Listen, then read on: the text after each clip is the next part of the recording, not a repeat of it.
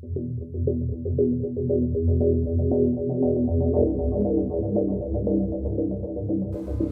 right outside the Lund Humphries building at Priestman Street in Bradford.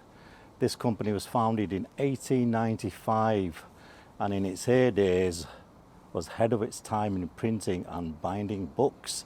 But little did people know that around about 1941 it was involved in a secret project in working on a component on the atomic bomb.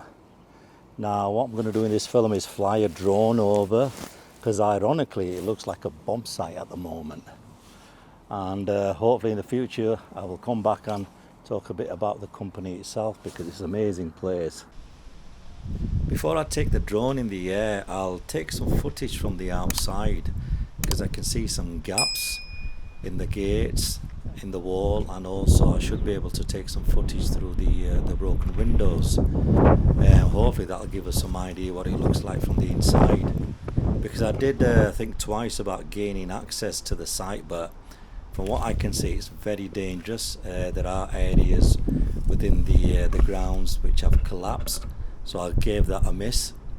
So I'm going to run this footage through, and right towards the end you'll see the drone footage itself.